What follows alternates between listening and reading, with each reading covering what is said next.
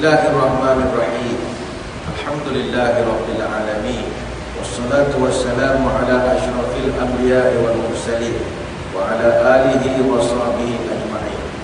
Allahumma akhrijna min zulumatil wahmi wa akrimna bi nuril fahmi waftah alaina bi ma'rifatika wassahhil lana abwaaba fadlika ya arhamar rahimin.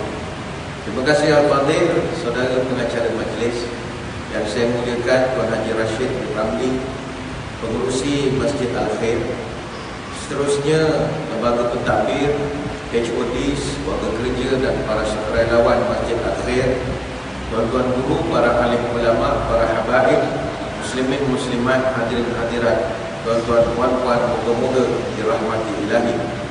Syukur kehadiran ilahi dengan izinnya dapat sekali lagi saya menyampaikan syarahan di Masjid Al-Khair ini. Kali terakhir saya menyampaikan syarahan di sini kira-kira 1457 hari yang lalu, hari Sabtu 25 hari bulan Januari tahun 2014 jam 9 pagi. Artinya sudah 3 tahun 11 bulan 27 hari. Dan saya percaya tuan-tuan sudah tidak ingat lagi apa yang saya ceramahkan ketika itu.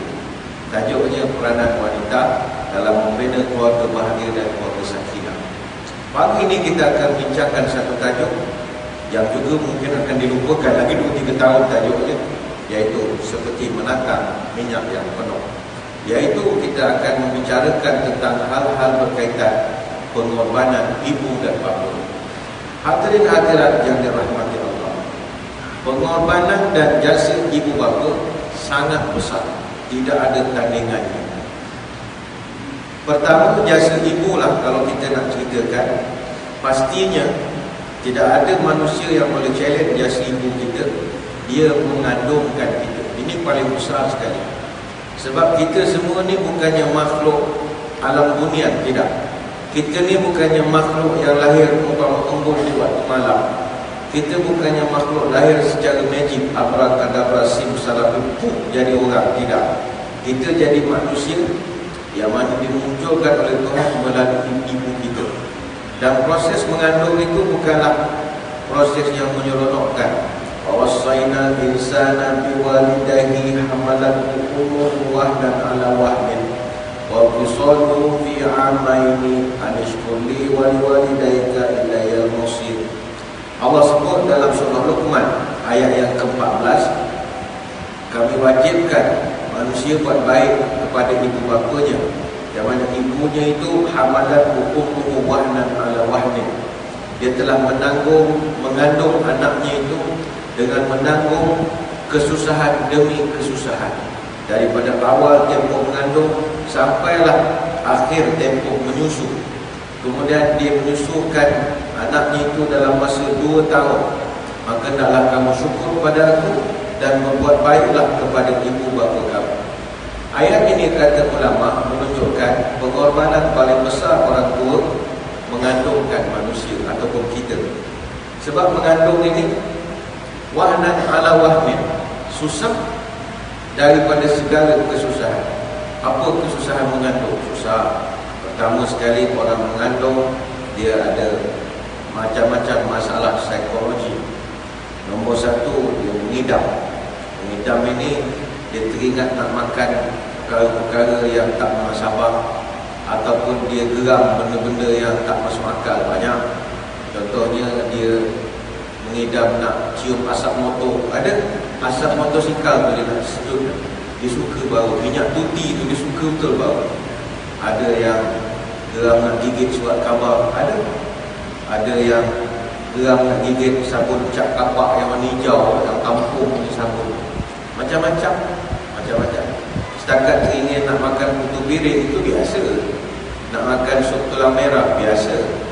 Yang tak munasabah banyak. Nak minum air kuih sabun, macam-macam, mengarut-mengarut masalah. Yang kedua, dia punya masalah adalah masalah morning sickness, mabuk, alahan dan macam-macam lagi. Tapi pada ibu-ibu yang selalu mabuk-mabuk bila mengandung, ada berita baik. Kajian daripada Dr. Gideon Coren dari Toronto Dia buat satu tulisan dalam Journal of Pediatrics. Jurnal ni kajian universiti. Dia buat kajian orang yang selalu mabuk-mabuk, muntah-muntah ketika hamil, itu petanda anak yang dilahirkan itu bijak, petah dan IQ-nya lebih tinggi daripada yang tidak mabuk. Dan selalu lawyer ni bukan peguam tu, lawyer ni tuan-tuan pun faham lah lawyer tu apa.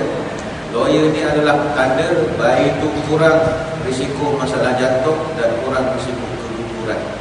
Tapi ianya juga bukan menyelesaikan. Kemudian bayangkanlah isi perut itu kurang lebih berapa kilo baby dalam perut? Kurang lebih 2 kilo lah. Bayangkanlah, siang malam ikut turun 2 kilo. Tidur tak selesa. Tidur meniarap, tidur baring, tidur semua tak selesa. Tidur mengiring, baby jatuh sini. Tidur sini, baby jatuh sini. Tidur meniarap, jadi papa jongkok. Dah macam mana? Memang tak selesa. Sebab itu kepada anak derhaka, kita bagi dia denda hukuman, beli buah kelapa, buah tembikan, ikatkan di perut dia. 9 bulan kau jangan cabut. Itulah perasaan ibu mengandungkan kau 9 bulan. Seksa sekali. Kemudian masuk pula proses melahirkan. Melahirkan juga buatan ala wahmin itu. Sebab orang yang melahirkan, begitu sampai dalam agama, wanita yang melahirkan anak meninggal itu mati syahid tu. Dimuliakan, menunjukkan susahnya nak bersalin. Beza dengan pahaman orang Melayu. Orang Melayu kalau perempuan mati bersalin jadi pontianak. Ini tak betul, fitnah. Ada ke jadi pontianak? Kan pontianak itu singkatan dari perempuan mati beranak. Pontianak namanya. Ini fitnah. Wanita mati bersalin, darjatnya dimuliakan Allah. Kan Nabi ada sebut asyuhada khamsah, orang mati syahid itu ada 5 jenis kata Nabi. Ada yang syahid ini al-makrun, waktu menit, orang yang mati kena tikam juga dikira sebagai mati syahid. Tapi dia syahid akhirat lah. Mana tetap kita mandikan, kafankan, solatkan jenazah dia. Yang kedua Nabi sebut wal mabtun. Mabtun ni orang yang sakit dalam perut, meninggal kerana penyakit dalam perut. Man qatalahu batnuhu lam yu'adzab fi qabrihi. Hadis Tirmizi. Siapa yang meninggal kerana ada penyakit dalam perut, maka Allah tidak azab dia dalam kubur. Penyakit perut ni macam-macam lah ya. Gastrik, appendix, termasuklah juga penyakit-penyakit saluran gastro-usus, saluran pencernaan, kanser usus, macam-macam lah benda yang melibatkan perut. Kemudian Nabi sebut wal gharik. Gharik ni orang mati lemas, juga dikira sebagai mati syahid. Yang keempat sahibul hadmi. Sahibul hadmi ni orang yang mati ditimpa atau dilanggar sesuatu. Tengah kita jalan bawah MRT, tiba-tiba tayar kereta api MRT itu tercabut, kena atas kepala kita. Mati syahid. Mati syahid. Tapi diuruskan seperti biasa juga. Sebab mati ditimpa sesuatu. Ingat saya tahun 2015, masa musim haji tahun 2015, berlaku tragedi kren tumbang di Masjidil Haram. Saya ingat tuan-tuan pun ada baca berita itu. 118 orang meninggal dalam tragedi pada 11 September 2015. 9 jemaah dari India, ada 10 jemaah dari Malaysia, 15 dari Iran, 42 dari Indonesia dan 16 orang dari Pakistan. Singapura tak ada, tak tahu pergi mana malam tu. Keren tumbang, meninggal. Bayangkanlah jemaah ni, jemaah haji iktikaf Masjidil Haram. Dalam masjid sedang iktikaf, meninggal pula tumbang keren. Ini memang untung betul lah dia. Kalau istilah budak-budak sekarang memang dapat jackpot lah, 777. Semua dia dapat. Mati di Mekah dalam Masjidil Haram, sahibul hadmi lagi. Ditimpa sesuatu. Yang menariknya, selepas kejadian itu ramai jemaah bila pergi umrah semua bercita-cita nak kena bantai dengan kren juga. Jadi bila masuk macam mana kren tu macam nak lembang, jom pergi sana. Itu bunuh diri nama dia. Yang ini rezeki dia, sahibul hadmi. Dan bagi kita di Singapura baru-baru ni pun awal tahun ini 3 Januari 4 keluarga warga Singapura terlibat dalam aksiden 5 kenderaan dekat simpang 3 Jalan Lukut Sepak. Tengah tunggu traffic light, satu lori mana dia langgar api jauh, langgar semua. Moga-moga mereka juga digunakan Tuhan sebagai kedudukan sebagai sahibul hadmi, orang yang ditimpa sesuatu. Ialah dengan duduk tunggu lampu hijau, lori langgar kita ditimpa sesuatu. Mudah-mudahan Allah memuliakan mereka. Kemudian yang kelima kata wasyahidu fi sabilillah, ini syahidul akbar. Syahid yang paling first class sekali adalah syahid fi sabilillah. Baik hadirin-hadirat sekalian, pengorbanan mereka besar. Allah appreciate pengorbanan ibu bapa. Yang ketiga, yang dikatakan sebagai wahnan ala wahnin itu adalah mengasuh dan membesarkan anak-anak. Yang dalam ayat itu secara direct Tuhan sebut paling susah menyusukan anak. Bagi kita orang laki-laki, kita tidak faham bagaimana susahnya menyusukan anak-anak. Bagi kaum ibu, mereka memang sangat memahami susah untuk menyusukan anak-anak ini. Sebab itulah orang pernah buat kajian antara bapa dengan mak, siapakah yang paling sabar sekali dalam mendidik dan mengasuh dan membesarkan anak-anak? Siapa paling sabar? Orang selalu mengatakan yang paling sabar sekali adalah mak. Jawapannya tidak. Yang paling sabar sekali dalam mengasuh membesarkan anak adalah ayah, bukan mak. Mak kurang sabar. Sabar yang macam mana? Katalah tengah malam anak umur 4-5 bulan menangis, wah nangis. Dalam keadaan itu ayah biasanya sabar saja, tak bangun-bangun. Dia tidur daripada malam sampai pagi, membuta. Dia sabar betul. Yang kurang sabar, ibu terus bangun, buatkan susu. Kalau yang susu badan, bagi susu kanan kiri, bekal lagi, tidurkan. Pukul 3 baru nak tidur, esok nak pergi kerja lagi. Ayah biasanya sabar saja sampai pagi. Makanya bersangatlah pengorbanan. Mereka menjaga kita bagai menatang minyak yang penuh atau menating minyak yang penuh. Dia tatang kita bagi minyak yang penuh, tak dibenarkan untuk tumpah. Justru sebagai anak, pengorbanan ibu dan bapa ini perlu dibalas. Soalnya bagaimana? How? Apakah cara-caranya? Mudah saja. Caranya adalah jadilah anak yang soleh, yang taat kepada ibu bapa kita. Ingat tuan-tuan, anak soleh ini bukan mesti anak tu hafal Quran, rajin ke masjid, selalu berhanana, berjaya dalam peperiksaan. Tidak. Anak yang soleh ini adalah anak yang good and beautiful to the parents.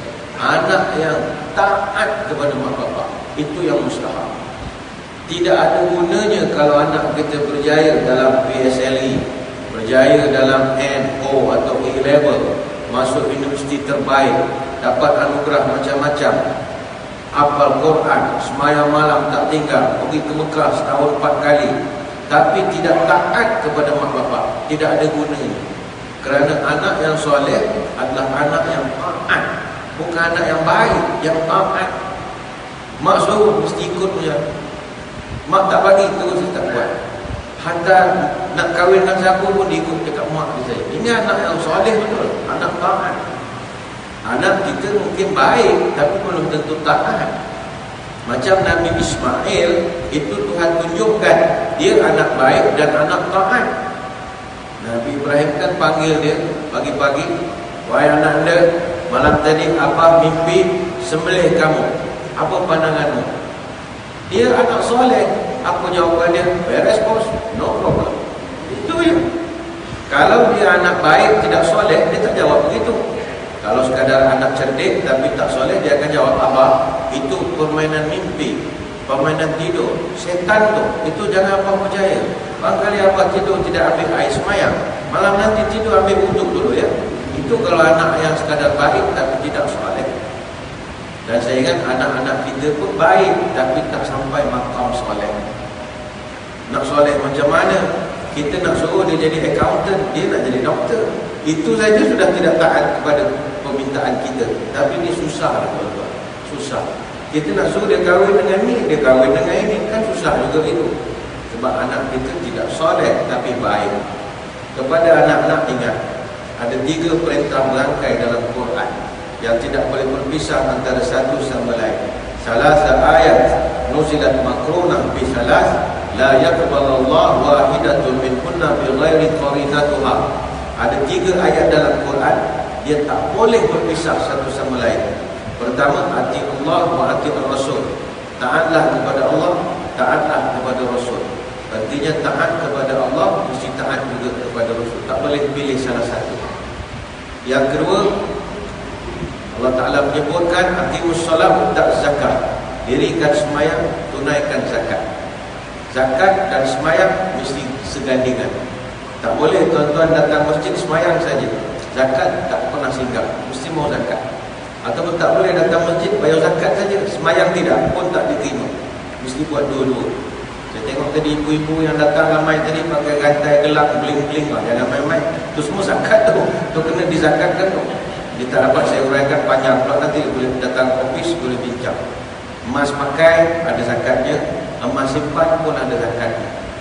Bukan boleh suka-suka pakai dia, tapi ikut huruf lah. Singapura ada huruf dia, berapa kilo, berapa gram. Contoh ibu-ibu pakai subang, leher, pinggang, lutut, kaki sampai cuma cincin. Kita timbang-timbang sekilo sebagai contoh. 1 kilo dia punya barang emas, kenalah zakat. Barangkali sini 100 gram, 200 gram gitu. Ini panjanglah ceritanya, pergi cek dengan pejabat nanti.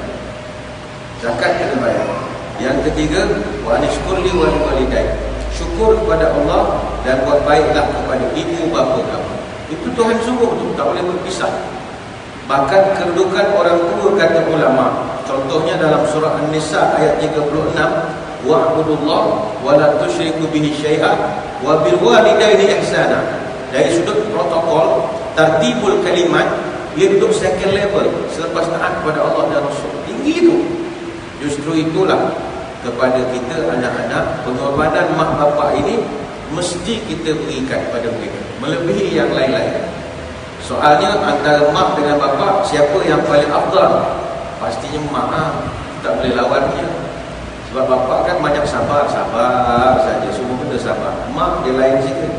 Sahabat pernah tanya Nabi, man ahaqqun nasi bi husni sahabati. Siapa yang lebih berhak saya buat baik ya Rasul? Nabi jawab, ummuka.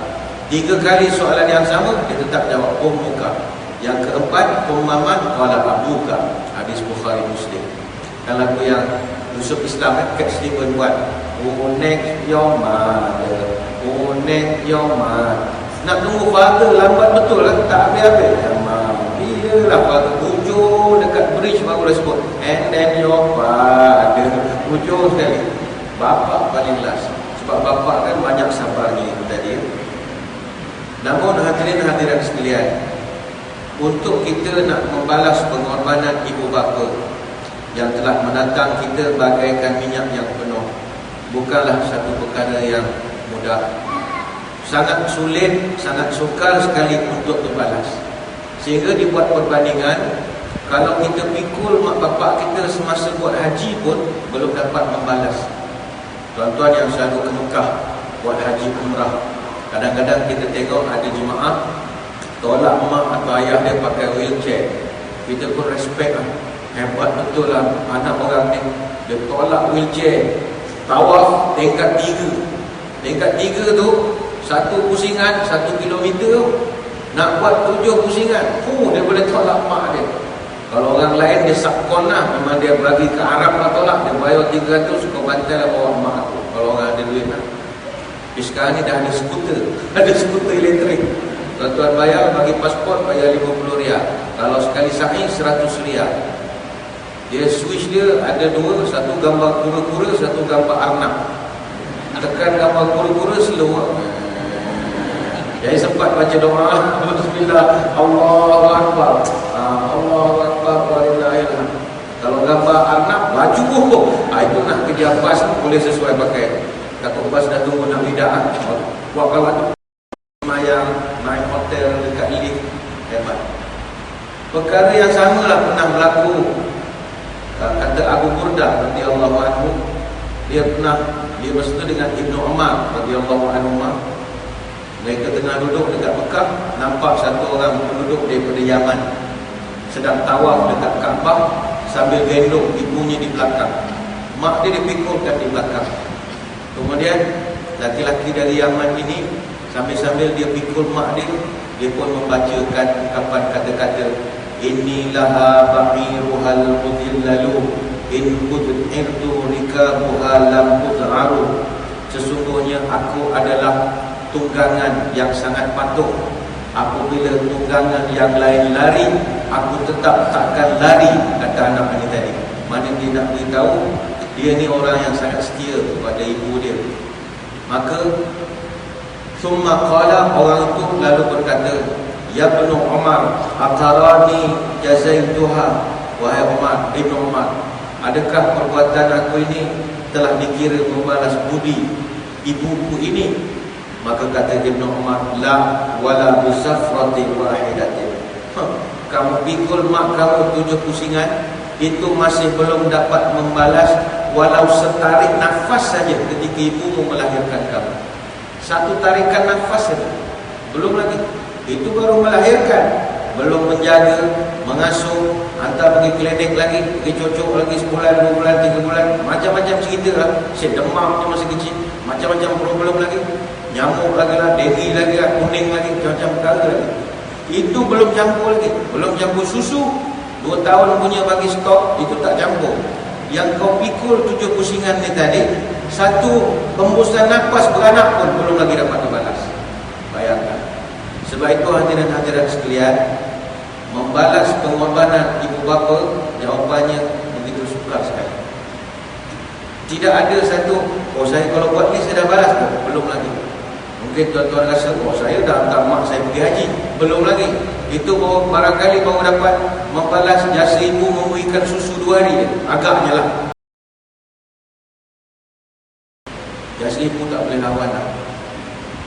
Sebab itu kalau kita tengok banyak hadis-hadis menerangkan buat baik kepada mak bapak ini adalah kewajipan, dan orang yang buat baik kepada ibu bapa, membalas pengorbanan mereka, Allah akan beri banyak manfaat kepada orang itu. Banyak. Kalau siapa yang masih ada mak bapak, buatlah. Pertama sekali Nabi berjanji, orang yang buat baik kepada mak bapak dia, Allah akan hilangkan kesusahan yang dia sedang alami. Dia banyak problem bekerja, problem kewangan, macam-macam. Jaga mak bapak, problem dia akan selesai. Dalilnya, ada satu riwayat daripada Ibnu Umar radhiyallahu anhu. Saya ingat tuan-tuan pun pernah dengar kisah ini. Kisah tentang 3 orang terperangkap, terjebak di dalam gua. Lalu mereka nak keluar daripada gua. Caranya mereka bertawassul dengan amalan-amalan soleh. Maka salah seorang daripada laki-laki ini, dia bertawassul dengan amalan soleh dia, iaitu menjaga mak bapak. Kata Ibnu Umar, fanhadarat sakhratan min jabalin fasaddat 'alaiha al-ghar. Ketiga-tiga pemuda ini duduk dalam sebuah gua, tiba-tiba sebuah batu besar jatuh dan menutupi pintu gua. Lalu laki-laki yang pertama pun dia kata, ya Allah, saya ada parents, saya ada mak bapak, dah berumur, dah berusia lanjut, dan saya juga sudah kahwin, ada isteri, ada anak-anak yang masih kecil. Saya ni pengembala kambing, ya Allah. Dia bermonolog lah, dia bercakap dengan diri dia sendiri. Saya ni pengembala kambing, ya Allah. Ketika saya balik ke rumah, saya selalu bawa bekal susu yang telah diperahkan untuk saya berikan kepada mak bapak saya sebelum saya beri kepada orang lain.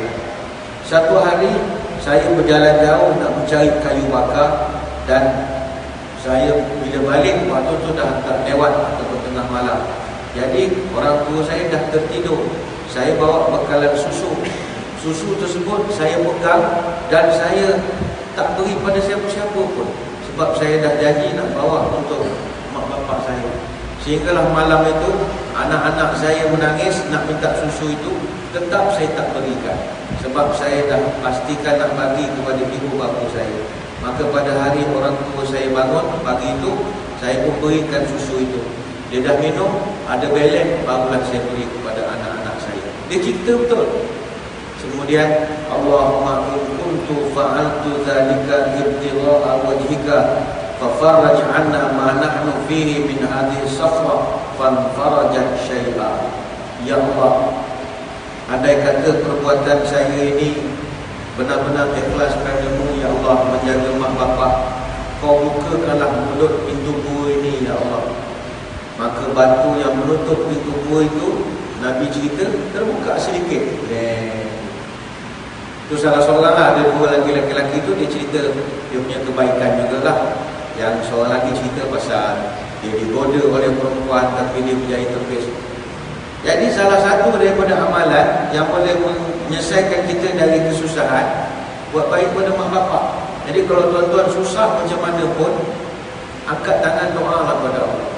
Ya Allah, saya ni jaga mak ni, saya ni duit tak ada, nenek-nenek, anak-anak nenek, tolonglah ya Allah nenek. Tuhan akan bantu.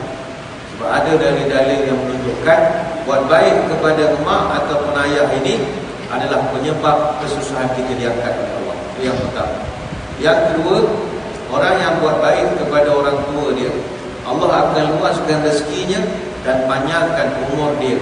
Man ahabba ayyubsata fi rizqihi wa yus'alahu fi atharihi falyasil rahimah. Siapa yang nak diluaskan rezekinya atau dipanjangkan umurnya, jagalah silaturahim.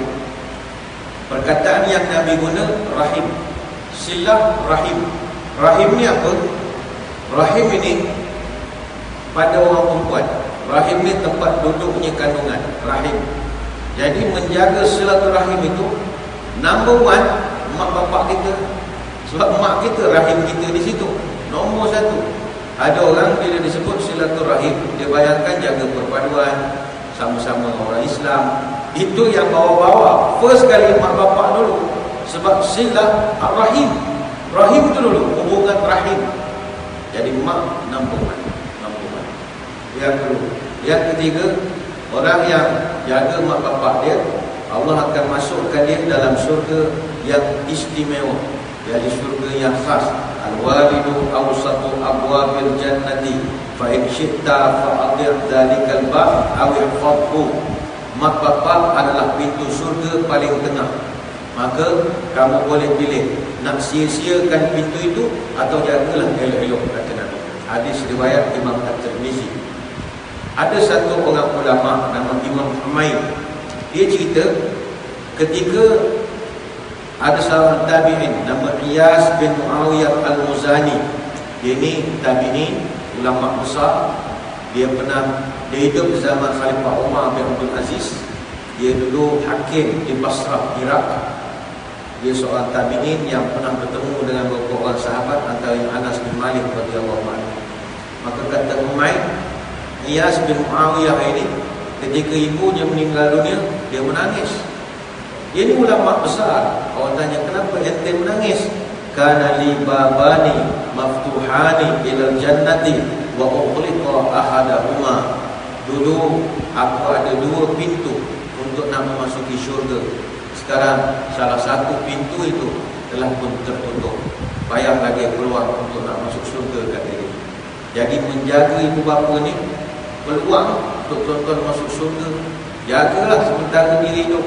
Jangan dia dah mati baru terhegeh-hegeh nak jaga. Nak bikin kubur paling cantik lah, batu nisan MP3 lah, pakai solar, ngaji 24 jam. Itu tak guna lah. Mak bapak nak berbakti masih dihidup. Dia dah meninggal, dah tak guna. Boleh, tapi tak guna lah, tidak ada gunanya. Buat cantik-cantik pun tak guna. Yang paling bagus masih dihidup je lah. Yang keempat, orang yang jaga mak bapak, darjatnya diangkat oleh Allah Subhanahu Wa Taala. Sebab itu saya sering kalau ditanya oleh anak-anak atau orang ramai, mak saya suruh saya ni, sedangkan saya nak ni, macam mana ustaz punya pandangan? Saya nak jadi ini, mak saya suruh jadi ini, apa ustaz punya pandangan? Saya nak kahwin dengan ini, mak saya suruh kahwin dengan, apa ustaz punya pandangan? Saya nak kerja dekat sini, mak saya suruh kerja dekat sini, apa ustaz punya pandangan? Jawapan saya mudah. Tanggungjawab kita sebagai anak, ayyadha lahu ma yadha li nafsi wa yakra lahu ma yakra li nafsi. Mak bapak ni sementara dia hidup, buat je dah benda yang dia suka. Dia dah tak ada esok, kau U-turn lah balik, tak ada masalah. Apa yang dia redha, buatlah. Sebab mak bapak ini, kalau kita lakukan perkara yang mereka suka, kita dapat redhaan daripada dia. Sekali dapat redha daripada Allah, dunia akhirat hidup kita berkat. Dan ini tak boleh dibeli. Tak boleh dibeli. Contoh, mak kita suruh kerja Singapura, tuan-tuan sibuk nak kerja Johor. mak suruh kerja Singapura, kita sibuk nak kerja Johor. Ataupun kita nak mak suruh kerja Johor, kita kerja di Singapura, balik, tak kira lah. Anak yang soleh, dia ikut mak dia, memang income tak tinggi, penat apa semua, tetapi dia dapat kemuliaan. Teringat saya satu kisah dalam Sahih Muslim. Ada satu bab, Imam Muslim buat bab min fadail Uwais Al-Qarani radhiyallahu anhu. Uwais Al-Qarani ini satu orang sahabat yang mana dia ni hidup di zaman Nabi tapi tak pernah jumpa Nabi. Ya'ti alaikum Uwais bin Amir ma'a amdadi ahli Yamani min muradin thumma min qaranin. Nabi sebut satu hari nanti akan datang satu orang namanya Uwais bin Amir bersama dengan rombongan daripada Yaman. Dia ni berasal daripada Murad, kemudian dari Qaran. Nabi pernah sebut kedatangan dia, tapi Nabi tak pernah jumpa. Murad ini penghujung peta Yaman. Kalau kita tengok Yaman punya map, paling hujung nama Murad. Daripada Murad nak ke Mekah 1243 km. Kalau hari ini perjalanan 15 jam lebih kurang lebih. Kalau daripada Murad ke Madinah 1660 km. Jauh betul dia duduk daripada Madinah. Tapi Nabi kenal dia. Nabi kenal dia. Macam mana Nabi kenal dia? Apa sebab Nabi kenal? Sebab dia dimuliakan Allah. Kenapa Uwais Al-Qarani ini dimuliakan Allah? Lahu walidatun huwa biha barrun. Satu ni sebab kerana dia taat kepada mak dia. Oh, itu dia punya kelebihan. Dia duduk jauh dengan Nabi, tapi dia popular. Sampai Nabi kenal dia duduk di mana, asal daripada mana. Dan dia lah satu-satunya sahabat yang tak pernah jumpa Nabi. Biasanya kita kalau belajar ta'rif seorang sahabat, orang itu mestilah pernah hidup zaman Nabi, duduk dengan Nabi, tengok muka Nabi.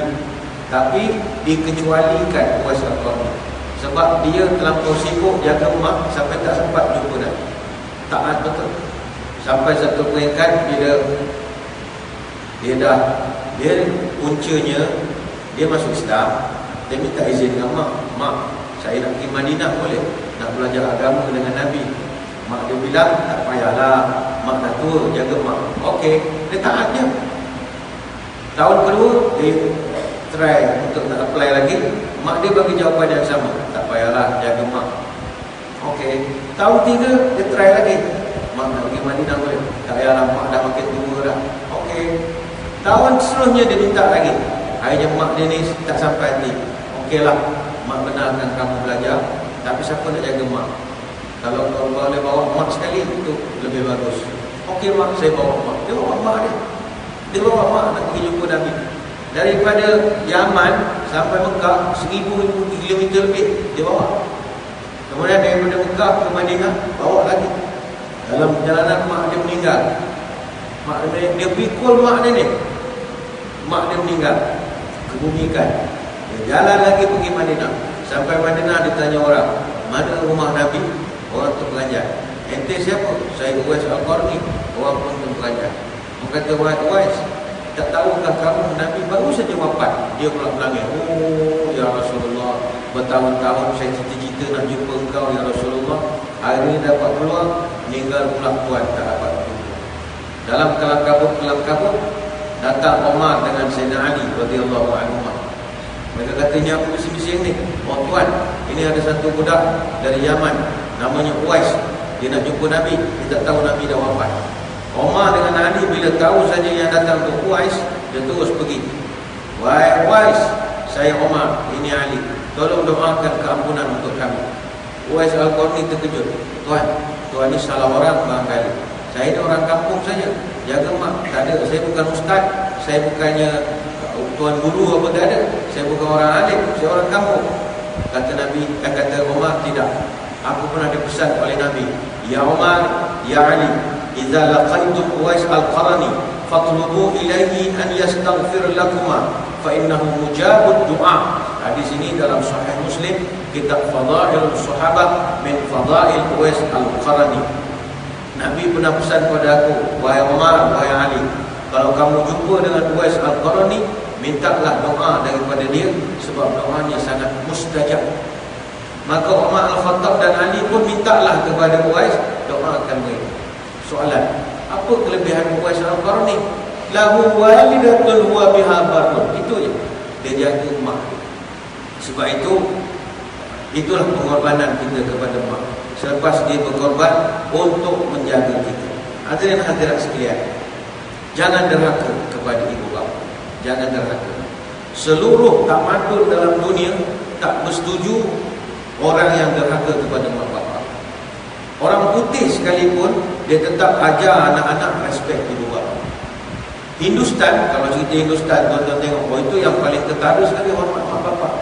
Kalau cerita Hindustan, gangster macam mana pun tetap taat pada mak.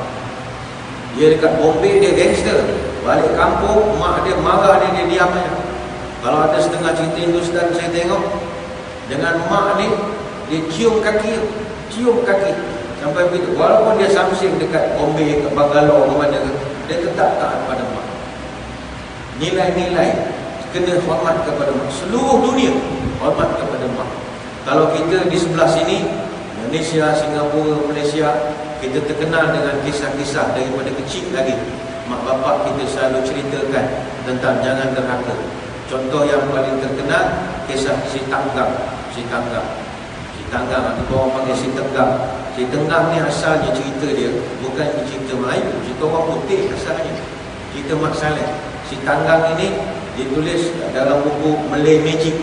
Yang tulisnya nama Walter William Skid tahun 1900.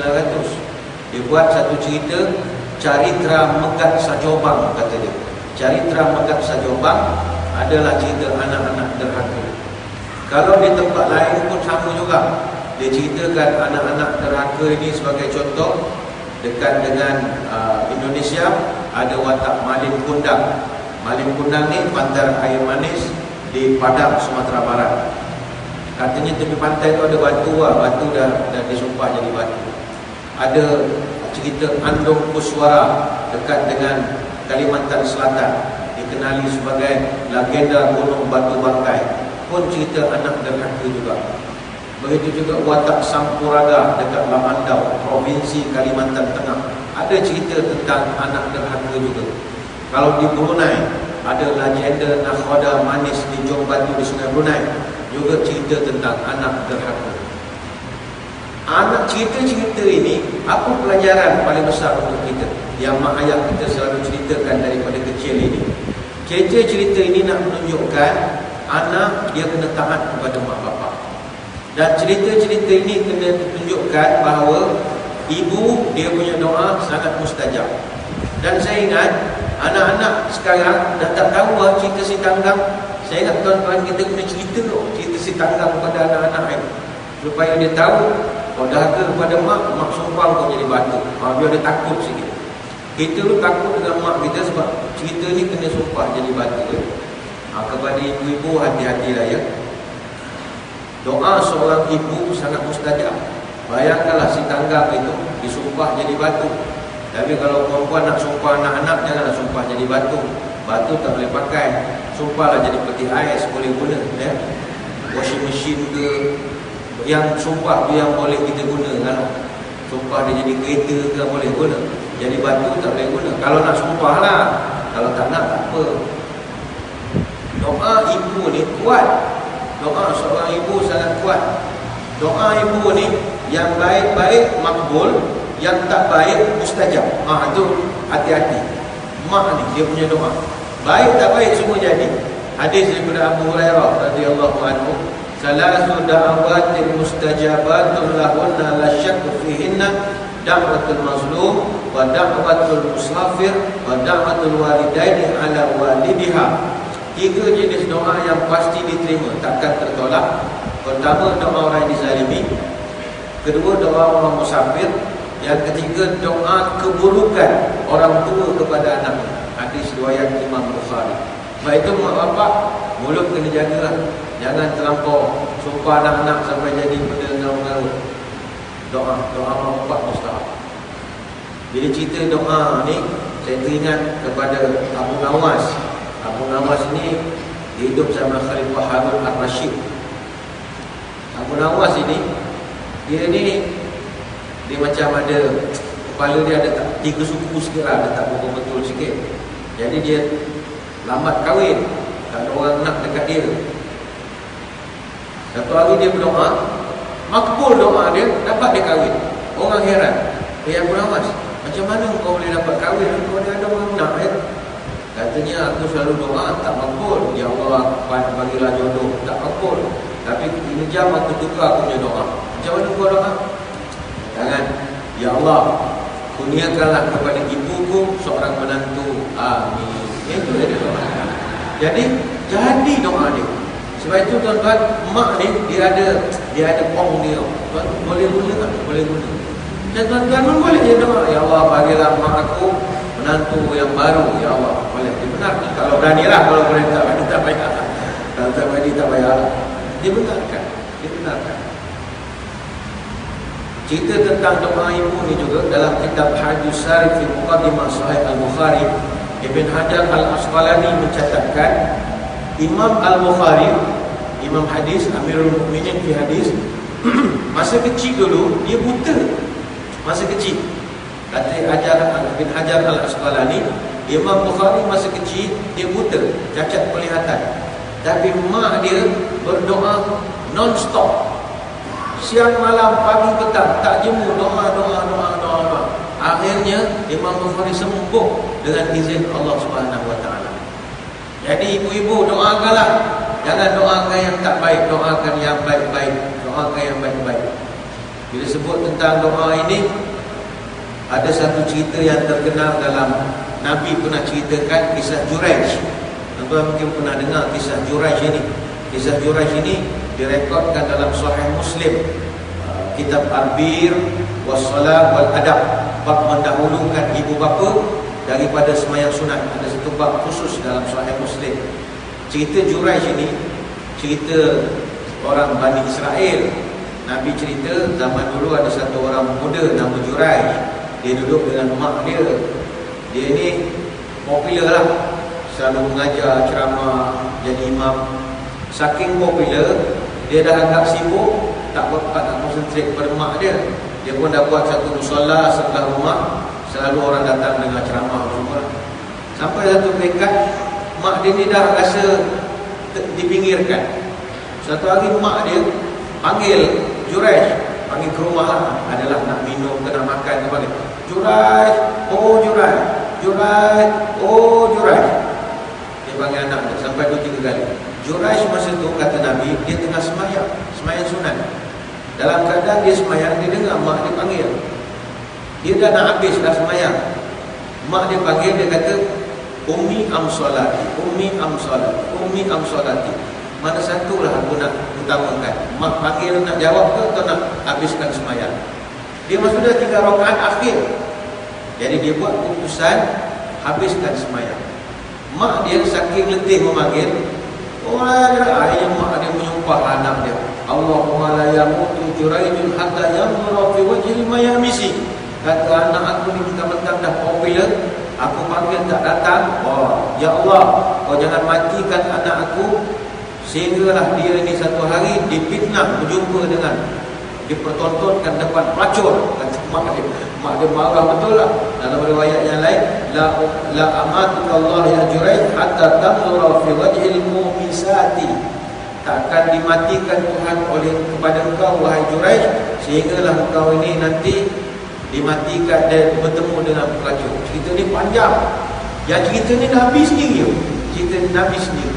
Jadinya Juraij ini dipendekkan cerita. Dia dah popular, ramai orang dengki, orang nak jatuhkan dia macam-macam. Makanya orang fitnah, buatkan satu komplot, upah satu orang pelacur untuk goda dia, zina, goda dia. Jadi pelacur ni dah bayar deposit dulu lah 50%, dah siap kerja baru habiskan 50%. Dia dapat duit cengkeram, dia pergi goda Juraij. Juraij duduk dalam surau tengah ibadah. Perempuan ni masuk, joget-joget pusing, buat nari-nari macam-macam lah. Buat joget tiang ni, tiger show ni. Wah, Juraij ni iman kuat lah. Dia tak layak pun. Kata kakak, pergi balik lah, saya nak semayang, mau ibadah. Dia goda. Dalam kitab disebut godaannya itu hatta muryanun taliq, sehingga tidak ada seurat benang pun pada badan perempuan itu. Maknanya dia telanjang bulat dalam surau. Tapi Juraij ini iman dia kuat. Kata, "Kak, pergi balik lah kak, saya takkan tergoda dengan kakak." Perempuan ni marah, "Kamu ni laki-laki jenis apa lah? Kalau orang lain ni dah habis dah ni, tapi kamu ni..." Perempuan ni kecewa. Tapi dia profesional, duit dah ambil, zina tak jalan. Tapi macam mana? Akhirnya dia zina dengan satu orang pengembala kambing. Pengembala kambing tak payah joget-joget lah, penyet mata pun jadi tu. Terus jalan saja lah. Dia zina, pendekkan cerita, dia mengandung. Bila sudah mengandung, perut dah besar, dia pun buat announcement seperti dalam kontrak kan. "Tuan-tuan ni dalam perut ni nampak mengandung, nampak. Kata anak siapa? Siapa? Ialah anak Juraij, Al-Khatib Ustaz Juraij." Terkejutlah orang. "Astagfirullahaladzim, Ustaz kita ini macam mana ni, jahat rupanya gini-gini." Juraij difitnah. Juraij difitnah. Akhirnya Juraij dihadapkan ke muka pengadilan. Dipendekkan cerita lagi, hakim jatuhkan hukum. Juraij bilang, "Ini bukan anak saya. Tuan-tuan kenal saya tak akan terlibat buat kerja zina. Ini anak-anak orang lain. Saya akan buktikan bila wanita ini melahirkan anak ini nanti." Maka kelak diberi kelonggaran, tunggu dia bersalin. Lepas bersalin, Juraij pun ambil anak itu. Dia pegang baby, dia tekan antara dada dengan perut. "Ya babusu man abuka?" Qala ra'il ghanami. "Wahai anak, siapa bapumu yang sebenar?" Anak yang baru lahir itu tiba-tiba bercakap, "Bapa aku pengembala kambing," kata. Budak terkejut semua orang. Cerita ni, apa punca sampai jadi tragedi yang begitu berat ni? Puncanya satu je, mak punya doa. Wah, jangan main-main tau. Mak punya doa jalan. Sebab itu Nabi sebut dalam satu hadis, "Lam yatakallam fil mahdi illa salasatun." Tidak berkata-kata baby dalam buayan kecuali ada 3 baby saja. Pertama Isa alaihissalam, wa kana fi bani Israil rajulun yuqalu lahu Juraij, cerita Juraij. Yang ketiga, wa kanat imra'atun turdi'u ibnaha min bani Israil. Yang ketiga, ada satu orang perempuan daripada keturunan Bani Israel. Dia tengah dukung anak dia, baby. Kemudian lalu satu orang pemuda, handsome, badan cantik, semualah. Mak dia ketika dukung anak, dia pun bilang pada anak dia, "Oh, sematnya abang tu laki-laki tu. Minta-mintalah anak aku dah besar esok, handsome macam ni, tinggi macam ni, smart macam ni." Anak dia yang sedang didukung, baby lagi, dia pun dia cakap nama, "Mak, jangan doakan saya jadi macam tu, mak. Itu orang jahat, penjenayah besar tu, mak." Anak tu cakap, cerita ni panjang lah, sebab hadis ni sahih, hadis riwayat Bukhari. Kenapa 3 baby ni boleh cakap, ni lain tahu lah. Kita cerita tak panjang pula ceritanya nanti. Tapi ada orang yang memang Tuhan berikan dia kelegaan itu. Sebab itu mak punya mulut kena jaga. Itu sebab hadirin-hadirat sekalian, mak kena doakan yang baik-baik, bapak juga kena doakan yang baik. Orang tua-tua kita dulu mana pernah menyumpah anak? Tak ada. Kita masa kecil nakal, perangai macam-macam, buat pecah itu, cabut ini, pukul anak orang, macam-macam. Tapi orang tua-tua dulu, dia panggil kita anak bertuah kan? Bertuah punya budak. Padahal pecah pinggan macam-macam, bertuah je. Dia tak akan keluar cakap yang tak elok. Berbanding dengan mak bapak zaman sekarang lah. Dia kutuk macam-macam, monyet, beruk, macam-macam, sirapah, kuda kepang, segala haiwan dia sebut. Tak boleh. Anak ni macam mana pun nakal, orang tu dulu sebut bertuah punya budak. Kenapa bertuah? Dia doa moga-moga anak aku ni hebat macam hang tua. Macam tu lah. Hang tua kan panglima balang hebat sangat, lompat sana lompat sini. Ya Allah, jadikan anak aku ni hebat macam hang tua. Bertuah punya budak. Panggil hang cepat kan, takut terlaki pula nanti. Panggil tuah punya budak. Kalau orang Arab, kalau anak dia degil, dia akan panggil anaknya itu Bahlul. Bahlul enta.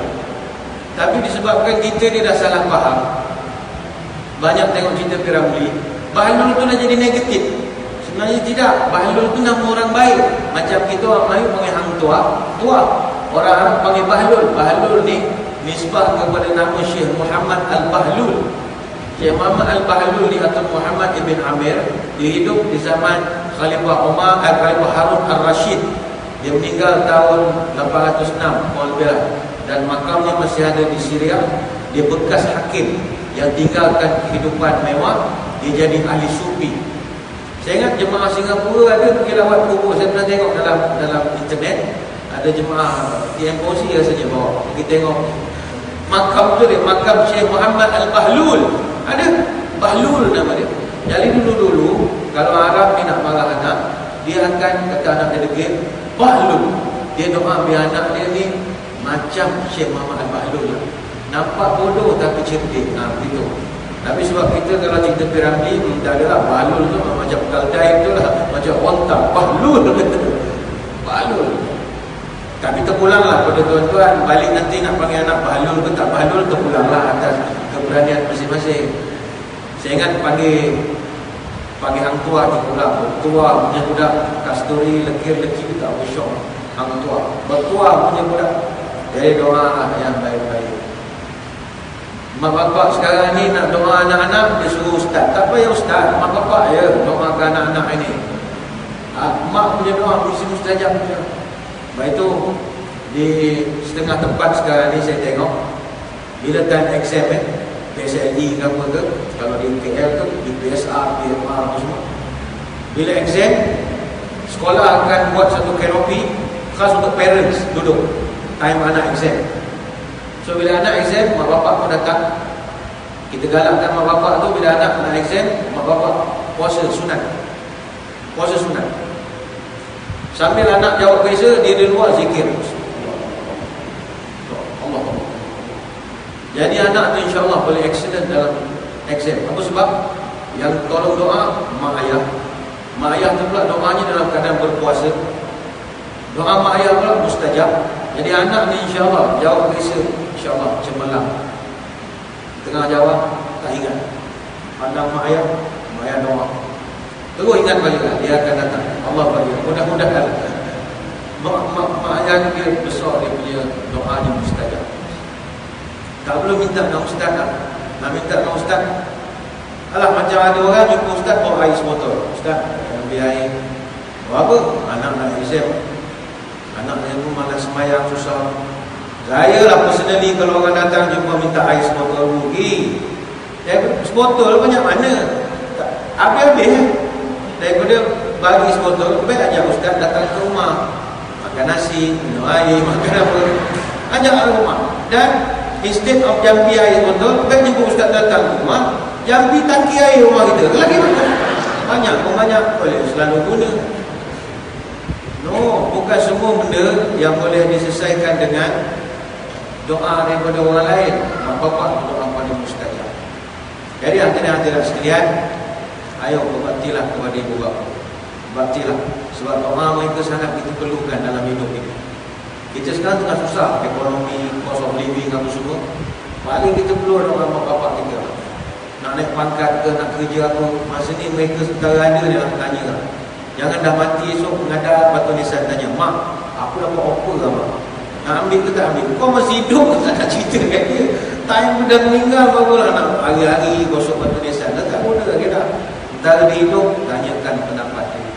Namun wahai ibu bapa sekalian, ada masanya minyak yang kita tatang ini tak dapat kita tatang dengan sempurna. Pohon sentang luritnya jenuh, buah dihiris putri jauh hari.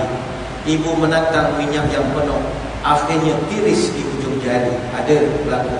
Kita dah tatang sehabis daya upaya. Ada juga yang mengalir setitik dua titik. Sayang Laksmana mati dibunuh, mati ditikam tombak menteri. Bagai menatang minyak yang penuh, makin ku tatang tertumpah jua lagi. Ada masanya anak-anak yang kita tatang bagai minyak yang penuh ini sedikit sebanyak meleleh ataupun mengalir juga di celah-celah jari. Iaitu jadi juga mereka ni anak-anak yang derhaka kepada kita. Setelah kita jaga mereka dengan penuh kasih sayang. Inilah contoh-contoh yang kita tengok dalam cerita-cerita anak Musazali misalnya. Apa kurangnya yang tak diberikan oleh Hasan kepada anak Musazali? Tapi sebab ialah dah tatang bagai minyak yang penuh, tetap jadi begitu. Yang ini kepada anak-anak, ingat, kita derhaka kepada mak bapak, dosanya sangat besar, sangat besar. Sebab itu kata Imam Al-Zahabi, dosa besar ni ada 70. Ada dosa besar duduk di mulut saja, ada dosa besar duduk di mata saja, ada dosa besar duduk di hati, ada dosa besar duduk di kemaluan saja. Tapi ada dosa besar duduk di ujung rambut sampai ujung kaki. Apakah dosa itu? Derhaka kepada mak bapak. Ada dosa besar duduk di kaki saja, contoh dari medan peperangan. Ada dosa besar pada tangan saja, merompak, membunuh. Tapi ada satu dosa besar daripada ujung rambut sampai ujung kaki, iaitu derhaka kepada mak bapak. Nabi pernah sebut, alam menabbi'ukum bi akhbaril kabair, qulna bala ya Rasulullah, al-isyraku billah wa uququl walidain. Maukah kamu aku ceritakan apakah dosa paling besar sekali dalam banyak-banyak dosa? Ya, ya Rasul, kami nak tahu. Pertama, kau syirik kepada Allah. Yang kedua, kau derhaka kepada mak bapak. Jangan lawanlah mak bapak. Macam mana pun mak bapak tetap menang. Macam mana pun mak bapak tetap menang. Hatta kalau mak bapak kita non-Muslim sekalipun, kita dituntut buat baik. Itu non-Muslim. Kalau setakat mak kita tak semayang, itu sikit punya hal lah. Kalau non-Muslim pun kita kena tahan. Ada anak dia tak nak tahan pada mak. Asal kita tak dengar cakap mak, mak saya bukannya semayang, dia ngagutnya orang ni, asal layanan dia lah. Tak boleh. Kalau mak kita kafir sekalipun, tetap kita kena tahan. Pernah satu orang sahabat nama Jahimah radhiyallahu anhu, dia datang jumpa Nabi, nak ikut pergi jihad. Dia nak masuk dalam senarai pasukan jihad. Nabi tanya, kamu ada ibu ataupun tidak? Jawab dia, masih ada ya Rasulullah. Maka kata Nabi, ilzamha fa innal jannata tahta aqdamiha. Kata Nabi, lazimilah dia, ataupun tinggallah bersama dengan ibumu, kerana surga kamu di bawah kaki dia. Iaitu yang orang Melayu ambil kata-kata, surga itu di telapak kaki ibu. Itu diambil daripada bahasa hadis itu. Nabi sebut, ilzamha fa innal jannata tahta aqdamiha. Tinggallah dengan ibu, sebab surga itu berada di bawah tapak kaki dia. Soalan, kalau begitu Ustaz, apa perlu saya buat untuk saya nak balas pengorbanan ibu bapa? Senang saja. Imam Abu Lais As-Samarqandi rahimahullah, dalam kitab Tanbihul Ghafilin, dia ada buat satu bab, lil walidaini 'alal walad al-'ashrata huquq. Seorang anak buat 10 perkara, insya-Allah selesai tanggungjawab dia kepada mak bapak. Pertama, at-ta'amu in ihtaja, menyuapkan maknya makan. Soalan, siapa di kalangan tuan-tuan yang pernah suap mak dia makan? Tak pernah? Hari ni kena buat. Habis majlis ni kan, singgah rumah mak sekejap, bawalah makanan-makanan yang sesuai. Jangan bawa bumbu yang keras-keras, tak boleh lah. Mak dah tua, bawa putu piring ke, bumbu-bumbu tu bawa pada dia. Sampai mak duduk sini nak suap. Kenapa kau dah gila? Bukan gila, bawa balik dengan ceramah. Ustaz pesan mau suap mak makan, dia mau suap mak makan. Apa sebab? At-ta'amu in ihtaja ini adalah simbol anak sayang kepada mak bapak. Sebab kita nak balas masa kecil, mak suapkan kita. Tuan-tuan, badan kita yang gemuk-gemuk sekarang ni, masa kecil siapa yang bagi makan? Suap sendiri ya? Mana ada suap sendiri? Semua disuapkan. Kamen susah nak suap. Suap. Masa kecil, mak relax kan? Bagi makan. Nak suruh kita gemuk masa kecil.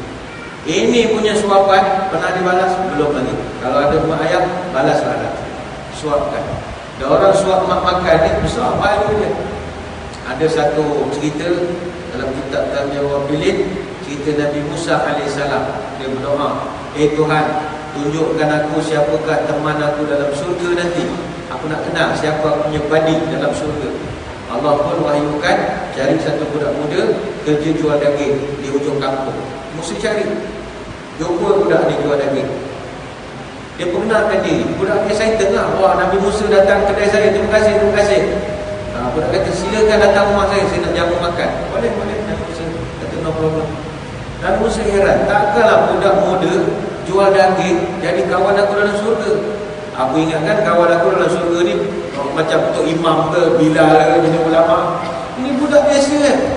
Dia pun perhatikan, rupanya budak ni dia jaga mak bapak dia. Dia balik rumah, Nabi Musa ada ni, dia pergi ke dapur, buatkan makan. Tetamu, dia tunggukan sekejap, dia layan mak dia suap mak makan, dia suap mak dia makan. Sampai Nabi Musa tengok budak ni bila disuap mak dia makan, mak dia berdoa, Allahumma ja'al ibni jalisa Musa fil jannah. Ya Allah, jadikanlah anak aku ni teman Nabi Musa dalam surga. Sampai budak ni kata, mak mengaruh, dia doa, takkanlah saya jadi kawan Nabi Musa dalam surga. Ni Nabi Musa dekat depan, malu dengar oleh dia gerak. Mak dia tetap doakan benda yang sama. Jadi kalau orang tanya, apa sebab budak ni boleh jadi kawan Nabi Musa dalam surga? Suap mak makan kan? Jadi suaplah mak makan. Kata setengah ulama juga, at-ta'amu bin ihtaja ini bermaksud memberi mak makan apa yang dia teringat atau teringin. Contoh mak kita teringin nak makan kacang pol misalnya. Tuan-tuan sebagai anak cari untuk mak. Mak teringat nak makan prosperity burger misalnya, McDonald. Aku kerja pula cari prosperity burger. Tapi sekarang dah tak ada masalah lagi. Food pandai. Food panda ada kan. Food panda. Food panda ada. Order je lah. Hantarkan ke mak. Mak ni aku teringat. Jangan mak minta yang pelik-pelik dah lah. Makanan-makanan yang tak ada di Singapura. Itu cukup. Tapi anak dia kena berikan. Al-Ta'amu yang minta je. Kita masa kecil minta semua dapat. Mak nak makan KFC beli. Mak nak makan ni beli.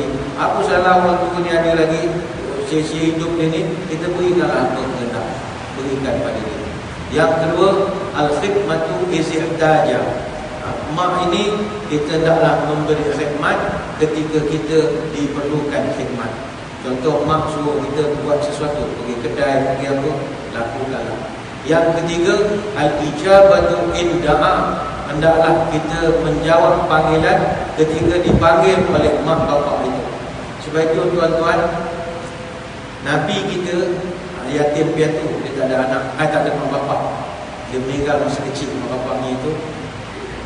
Kata Nabi, lau adraktu walidayya au ahdahuma. Aku ni kalaulah ada mak bapak, takdirlah waqad aftahtu salatu isya wa qara'tu fatihatul kitab. Katalah aku ni kalau ada mak bapak, aku nak sembahyang sunat, Allahu akbar. Tiba-tiba aku terdengar mak aku atau ayah aku panggil, Muhammad, oh Muhammad. Nescaya aku akan tamatkan sembahyangku dan aku jawab, labbaik, saya datang, coming. Tapi ternyata saya tak merasa perasaan. Nabi sampai begitu, terlalu kepingin sangat nak menyambut panggilan mak bapak. Tapi dia tak merasa kan dia meninggal masa dia kecil lagi, mak ayah dia meninggal. Jadi dia nak sangat. Tengah sembahyang, Muhammad, matakan, ya mak, nak saya jawab. Baik itu bagi kita yang ada mak bapak ni, yang appreciate lah, hargai. Sekarang ni mungkin mak bapak kita tak panggil Muhammad, dah, dia call kita. Baik itu buatlah satu peraturan dalam hidup kita mulai tahun ini. Untuk mak ayah kita, no more miss call, tak ada. Miss call tak boleh. Mak telefon mesti mau angkat. Mesti mau angkat. Tuakan. Mak, nenek, apa khabar mak? Mesti mau jawab. Mak mesti mau jawab. Kalau tengah meeting macam mana ustaz? Oh, lah telefon yang kau on aku suruh. Oh, dia telefon. Mak bapak mesti mau angkat. Sebab itu panggilan dia. Dia call adalah benda-benda dia teringat ke, dia nak tanya, angkat saja. Ada anak, mak ayah dia telefon. Alah, WhatsApp, teks. Kalau tahu macam ni masa kecil dulu dia nak susu, suruh dia WhatsApp ni. Mak nak susu, WhatsApp. Macam tu kalau tahu macam ni. Yang keempat, al-ita'atu in amara li ghairi maksiatin. Taatlah kepada mak bapak selama mana dia tak buat maksiat. Yang kelima, at-takallum ma'ahum bil-lail. Bercakaplah dengan mereka itu dengan penuh kelembutan. Yang keenam, al-masyu khalfuhum. Kalau berjalan dengan mak bapak, jalanlah di belakang mereka. Ini simbol respect. Tuan-tuan jangan jalan depan, mak ayah jalan belakang. Itu seolah kita ni pemimpin, belakang tu edisi bodyguard. Tak sesuai. Kita kena jadi bodyguard. Dia jalan depan, kita jalan belakang. Kalau naik eskalator, dia jalan dulu, kita jalan belakang. Tapi kalau turun eskalator, kita kena turun dulu, baru dia belakang. Supaya kalau dia jatuh, kita selamatkan. Kalau naik lift, apa saja, utamakan mak dan bapak. Dan yang ketujuh, Allah yad'u bi ismihi. Jangan panggil mak bapak kita dengan nama-nama mereka. Itu biadab namanya. Yang ke-8, ayad'u lahu bil maghfirah kullama yad'u li nafsihi. Mendoakan mak bapak setiap kali kita mendoakan diri kita sendiri. Yang ke-9, in ihtaja ila kiswa kisa'u walau qadara alaih. Kalau beli barang untuk mak, kalau mak nak baju, belikan baju. Walaupun dia mampu beli, tetap kita belikan. Contoh, mak nak buat spek, kita pun mak telefon, kalau hantar aku pergi optometris nak buat gelas, nak buat spek. Okey mak, kita membawa. Dia pun dah cek mata semua. Kita bertanya kata, berapa harga? 150. Okey, saya bayar. Mak dia tak bayar, aku bayar, aku tak tolong kau bawa je. No problem mak, ini saya belanja lah. Mak baca Quran, mak doa untuk saya lah. Bila baca Quran, mak terus. Ini anak soleh. Kalau anak tak soleh macam mana? Dia bawa mak dia pergi kedai buat spek. Tanya toke, dia toke berapa harga? 150. 150 ah, sejak. Mak, dah spek dah siap. Berapa harga? 350 mak. Mahal sikit lah ni. Apa mak? Tak tahulah, tak ada diskaun. Okey, itu dia 350. Saya bayar 150 saja. Dia makan pula dengan mak dia, dia klaim minyak. Dia kata, apa punya anak? Patut kau belanja, lagi kau makan. Ini anak tak soleh namanya. Yang ke-9, ayat ke-10 yang terakhir, ayadallahu ma yadallahu nafsi wa yakrahu la ma yakrahu nafsi. Lakukanlah perkara yang mereka suka. Hadirin-hadirat sekalian, inilah dia 10 perkara yang merupakan simbol, bukannya dapat balas 100%, simbol pembalasan budi seorang anak kepada pengorbanan ibu dan bapanya. Ingatlah, mak bapak dia punya jasa sampai kiamat pun kita tak akan mampu untuk membalasnya.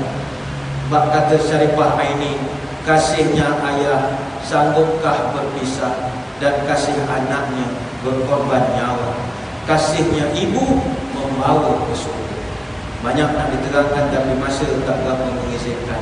Saya kira sekadar itulah sahaja sembang-sembang dan cerita-cerita kita pada pagi ini. Saya mengucapkan ribuan terima kasih di atas perhatian. Mohon maaf sebarang kekurangan. Moga-moga dapat kita bertemu pada lain-lain kesempatan. Kita tutup pertemuan ini dengan sedikit doa. Moga-moga diberkati Ilahi. Bismillahirrahmanirrahim. Allahumma ftah lana qulubana fi talabil ilmi warzuqna ikhlasa fihi wal amalu bihi wa nashru bihi hatta ya'tiyana al-yaqin. Rabbi zidna ilma wa wasi' fi rizqina wa barik lana fima razaqtana waj'alna mahbuban fi qulubi ibadika wa azizan fi qulubihim. Wa sallallahu ala sayyidina Muhammad wa ala alihi wa sahbihi wa sallam walhamdulillahi rabbil alamin.